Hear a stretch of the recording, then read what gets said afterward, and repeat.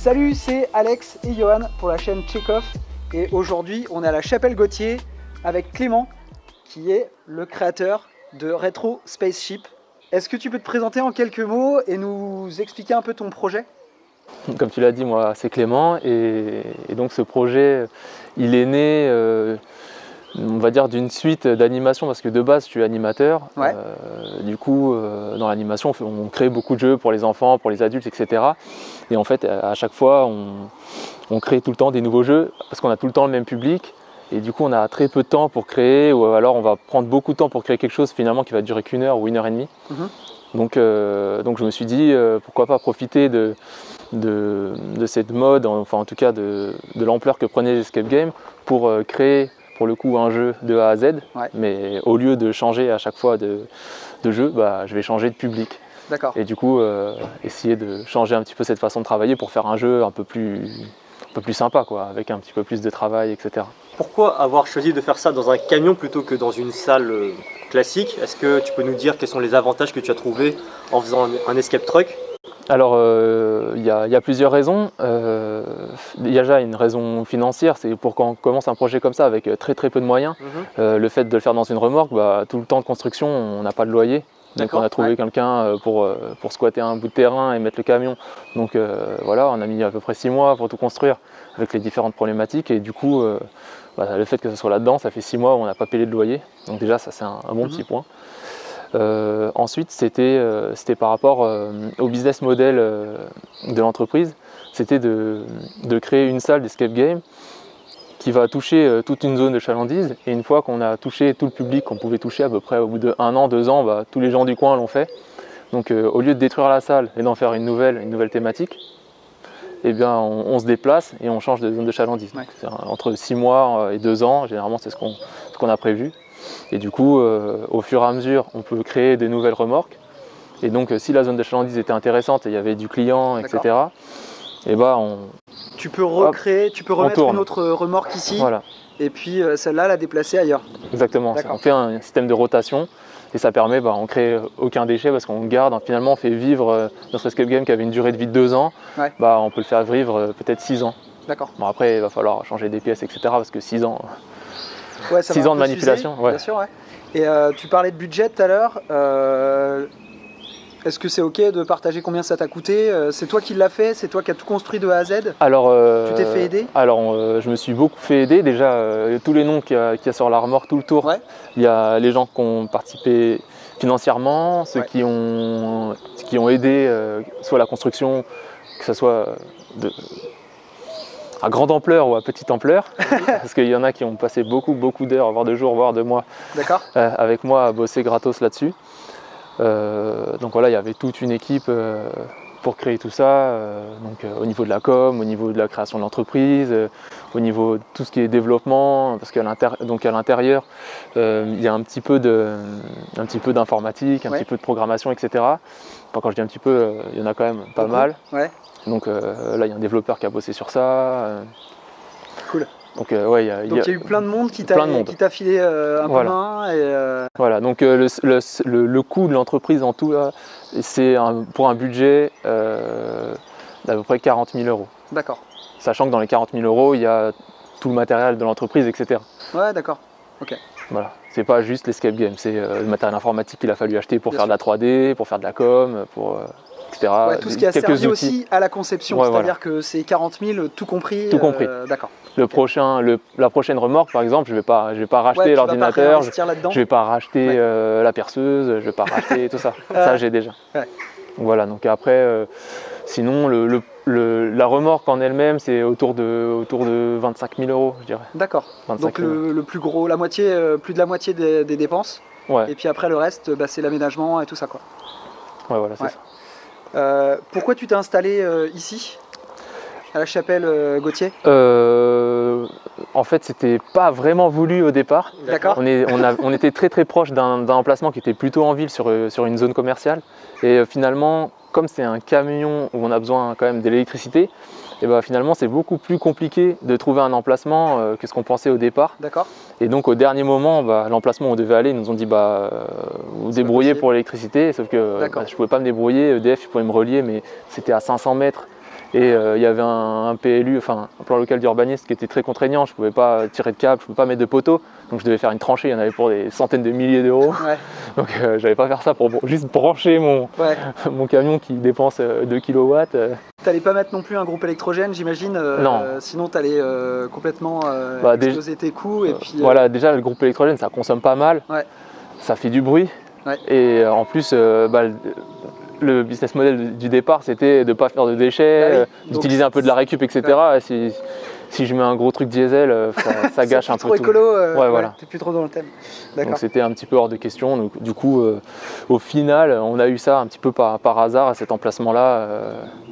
Grâce à Lolita, c'est elle qui s'est occupée de tout ce qui est com, le site internet, de mettre en page tout ce qui est business plan, etc. pour convaincre la banque. Donc tout ça, c'est elle qui a un petit peu drivé tout ça. D'accord. Et du coup, elle, dans une conversation avec la mairie de ce bled-là, elle leur a parlé de ça. Ils ont dit « Ah bah t'as qu'à venir !» Puis au final, ici on est sur le terrain d'un agriculteur, Philippe, qui habite juste derrière là. Et du coup, il m'a prêté son terrain pour être là jusqu'à... Il a testé le... Non, je l'ai proposé plusieurs fois. Pour l'instant, il n'a pas franchi le... Je l'ai fait visiter un petit peu. Ouais. D'accord. D'accord. Et en termes de durée, combien de temps ça a pris pour le projet avant de voir le jour et d'avoir les premiers joueurs d'escape game? Entre le début de l'écriture du scénario, sachant que le scénario, quand il est écrit, est finalement le scénario de la fin, et des fois il change un petit peu. Ouais. Mais j'ai commencé à écrire en janvier. Ouais. D'accord. Et du coup... En janvier de 2018. Ouais, voilà. D'accord. Donc après, il s'est passé pas mal de temps pour avoir les financements, la banque et tout. On a commencé à construire, j'ai réussi à avoir la remorque en août. D'accord. D'accord. Okay. En août, sachant que j'ai pu l'acheter grâce à déjà mon investissement perso, tous les prêts que j'ai eus, le financement participatif, en gros toute la love money, etc.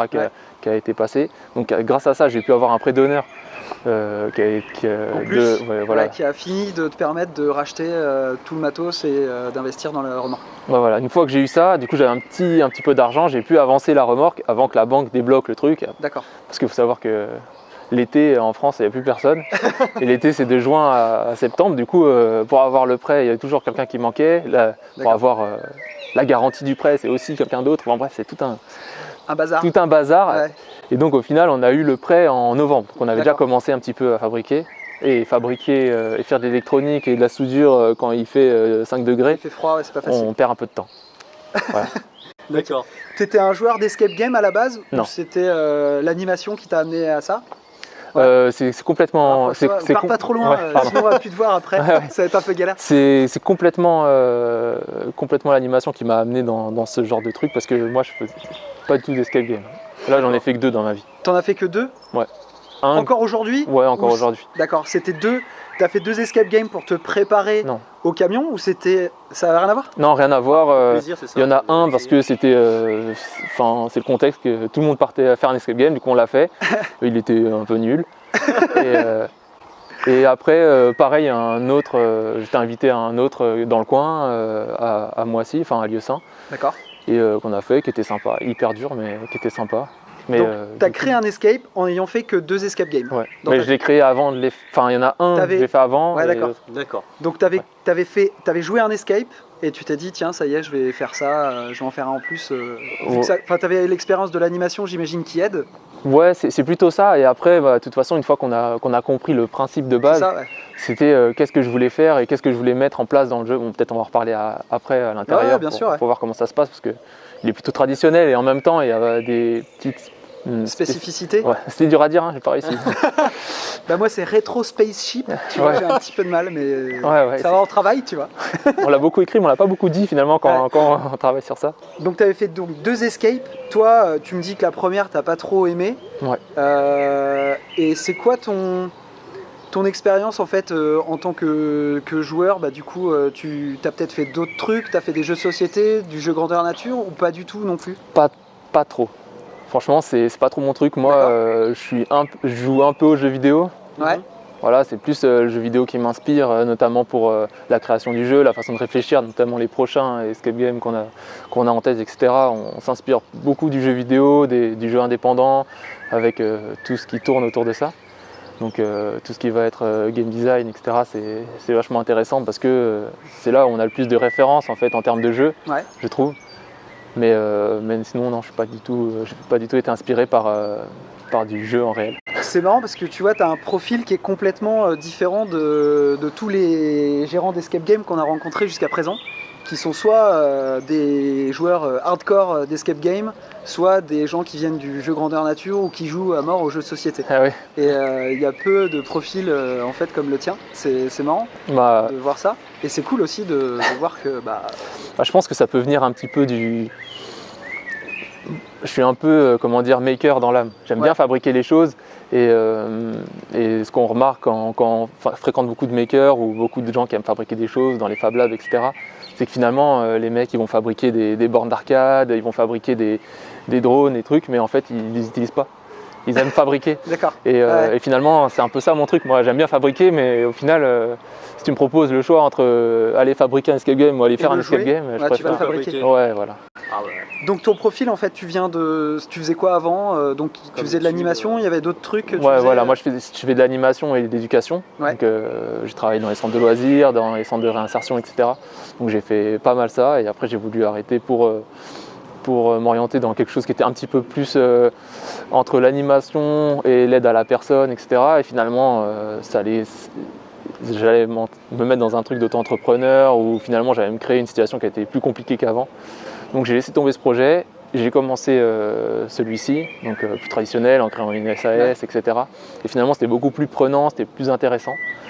Et, donc voilà, je suis passé d'un coup à ça. Bon après c'est vrai que j'ai fait un petit peu d'électronique et un petit peu de production graphique au lycée. Donc j'avais quelques petites bases pour le produit. Ouais, franchement, il faut tout réapprendre quand on commence un truc comme ça. Ouais. Et il faut être bien entouré. Ouais, sans l'entourage, c'était vraiment impossible de faire tout ça. Ouais, j'ai eu des coups de main de vraiment beaucoup de gens.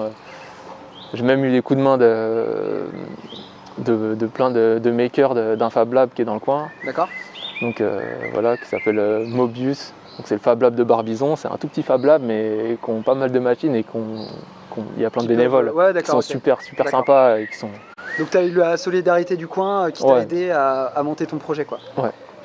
Tu nous as parlé de recyclage et de reprendre du matériel qui avait déjà été utilisé, de réutiliser des choses sur ton escape. Est-ce que c'était une volonté d'être écolo ou il y avait quelque chose de plus grand que ça? Moi c'était ça en fait au départ. Je m'étais dit bon, on va faire quelque chose de plutôt responsable. Et je me suis dit on va prendre un tiers. Donc on va faire un tiers de neuf, un tiers d'occasion et un tiers de récup. Okay. Donc ça c'était au départ. C'était la théorie. Voilà. Et donc en pratique? Donc en pratique, il y a peu de récup. Il y a on va dire plutôt de l'occasion. Donc la remorque elle est complètement d'occasion. C'est une remorque qui était destinée soit à faire très peu de kilomètres encore en France, soit à être foutu au rebut. Ouais, le rebut pour eux, recycler. Pour eux, c'est l'Afrique, de l'Est. D'accord, voilà. Pas loin. Ouais, d'accord. Voilà. Et donc, au niveau de la récup, c'était trop compliqué finalement parce que rien qu'on récupère une planche, le temps de la réparer, de la rénover, ça. Finalement, quelque chose, je vais mettre 10 minutes en récup, je vais mettre je sais pas, 3 heures. Ouais. Et du coup, finalement, j'ai dû laisser tomber certaines choses. Et aussi pour certaines normes de sécurité, moi pour que je puisse ouvrir dans un camion c'est un petit peu particulier, moi je suis considéré comme un manège et du coup je dois avoir une fiche technique avec tous mes éléments, vraiment tout ce que j'ai utilisé, donc un dossier et dans ce dossier là je dois expliquer ce que j'utilise comme matériel, etc. D'où il vient peut-être, où tu l'as... voilà. D'accord. Donc si c'est un truc qui vient de la poubelle, je peux pas trop dire il résiste bien au feu, il est tel norme. Ça je l'ai récupéré dans un petit débarras sur le coin de la rocade là, c'était... Je vous conseille. Ouais, voilà, donc au final, il y a eu un peu plus de neuf et d'occasion. D'accord. Bon, il y a quelques trucs quand même, je vous montrerai après. Après, dans l'esprit, tu as quand même récupéré la remorque, tu as quand même réussi à en faire. La remorque, c'est quand même une grosse partie du budget. Donc on n'est pas très loin du moite-moite, mais il n'y a pas vraiment le tiers récup. D'accord. Et sur le thème que tu as choisi pour créer ton énigme, il y avait une volonté particulière? C'est un clin d'œil? C'est un truc qui te tenait à cœur? En fait, au début, c'était en cherchant plusieurs idées. Et finalement, c'est celle qui m'est un petit peu restée parce que c'est ce qui me paraissait le plus simple à faire. D'accord. Alors la plupart des gens me disent que c'est le plus compliqué, mais en fait ça dépend vraiment, je pense, des esprits de chacun. Hein. Ouais. Et moi, c'est ce qui me semblait le plus facile à faire par rapport à mes connaissances, etc. Et par rapport à la forme de la remorque, Ok. quelque chose d'assez linéaire, c'est plus facile de faire, un vaisseau spatial que, je sais pas, de faire un château. Ouais, ok. Voilà. Du coup, c'était les contraintes qui ont amené ça, et puis après, donc, la thématique, pour mettre des clins d'œil rétro spaceship, donc c'est un vaisseau spatial avec plein de petits clins d'œil à tout ce qui est pop culture, donc il y a des petits clins d'œil à l'intérieur. C'est pas quelque chose pour les fans. Ouais, d'accord. Donc, c'est quoi, c'est années 80, 90? Ouais, voilà, ça va même jusqu'aux années 2000 pour certaines petites choses. D'accord. Mais voilà, c'est vraiment des clins d'œil. Le fan de Star Wars, il va avoir un truc Star Wars et juste après avoir un truc Star Trek, il va transpirer, mais voilà, c'est juste des clins d'œil, c'est pas pour les fans, c'est pour réveiller un petit peu un côté nostalgique des joueurs, sachant que j'ai beaucoup de gens de 30, 40 ans. Ouais. D'accord. T'as ouvert quand les premiers qui ont été testés? T'as commencé à recevoir du public Les tests, c'était début mars. Début mars Donc 2019? Ouais, on vient juste d'ouvrir là. Ah ouais, donc c'est tout nouveau? Ouais. Parce qu'une question qu'on aime bien poser aux créateurs et aux game masters dans des escapes, c'est les trucs un peu cocasses que tu as pu voir dans ta salle. Est-ce qu'il y a des trucs qui t'ont complètement surpris et un truc que tu n'avais pas du tout conçu pour être utilisé comme ça et tu l'as vu utilisé d'une manière qui t'a fait marrer ou Alors dans celui-ci, pas vraiment. Ouais. En fait, avant de construire ce projet, ça je vous l'ai pas dit tout à l'heure, mais en fait avant de faire celui-là, on a quand même fait un test. On a fait un test et on a fait un escape game qui a duré 2 jours dans un vestiaire de salle de musculation. Et en fait, on a fait quelque chose qui était vraiment trop bien. C'est trop cool. Et on s'y attendait. C'était un truc comme ça pour faire une activité et pour tester 2-3 idées. Ouais. Et finalement, ça a super bien marché. On a fait complet, donc tout le week-end complet. On était 3 à travailler dessus. Donc quand il y a 3 Game Masters, on peut faire quelque chose de sympa, hein, alors carrément. que normalement, il n'y en a qu'un. Mais par contre, dans celui-là, on a eu des choses un petit peu funky. Ouais, dans celui-là, on a eu quelqu'un dans le vestiaire qui a trouvé toutes les serviettes du vestiaire, donc il y en avait à peu près 15 ou 20.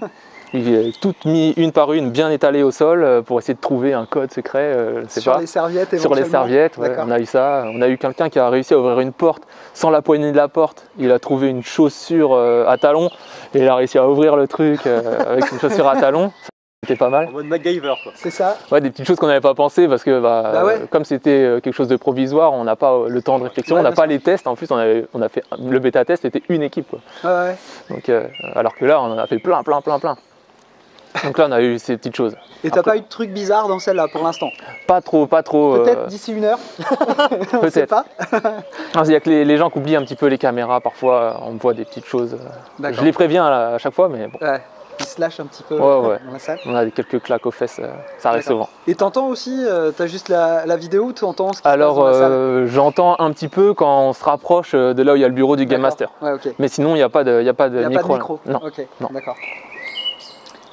Et en termes de game mastering, comment ça se passe à l'intérieur du camion? Est-ce que vous avez un endroit alloué pour ça ou Alors en fait, la remorque, elle est en... Peut-être 3/4. En fait, la remorque, elle est en 3 parties. D'accord. Donc il y a deux parties pour le jeu et une partie qui est au fond, par là-bas, qui est une pièce à peu près de 2 mètres par 2 mètres 50, où il y a un bureau avec l'ordinateur, les écrans. Donc pour gérer la partie, pour envoyer des indices si besoin, pour voir tout ce qui se passe, parce qu'il y a des caméras à l'intérieur, on a 4, et on a aussi à l'extérieur, parce que comme on n'est pas à l'intérieur d'un bâtiment, il peut y avoir des curieux qui viennent et qui ouvrent la porte, salut, il se passe quoi? Ouais, voilà. Donc je suis obligé de surveiller aussi dehors s'il n'y a pas quelqu'un qui va venir déranger. Si tu devais dire 2 mots à des gens pour les engager à venir faire ton escape truck, pour leur donner envie, qu'est-ce que tu leur dirais? Alors, je leur dirais de venir faire cet escape game là parce que, en fin de compte, le concept est un petit peu différent des autres escape games, Ouais. parce que là on va valider des points tout au long de son parcours. Donc Ok, qu'on gagne ou qu'on perde, on va avoir des points de toute façon. Ok. Donc on cumule des points au fur et à mesure de l'avancement. Et en plus de ça, il y a ce qu'on appelle des succès. Donc c'est des espèces de petites quêtes annexes. Comme c'est à l'intérieur d'un vaisseau, il y a plein de petites choses. Avec la curiosité, on va pouvoir trouver, je sais pas, un bouton. On va activer un bouton ou un mécanisme ou quelque chose qui n'a pas forcément de rapport avec la quête principale, avec la problématique. Mais ça va rajouter des points bonus à la fin.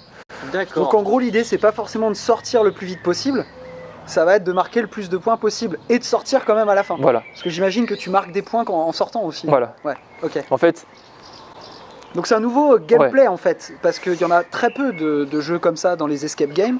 C'est un concept qui est aussi un peu novateur, quoi.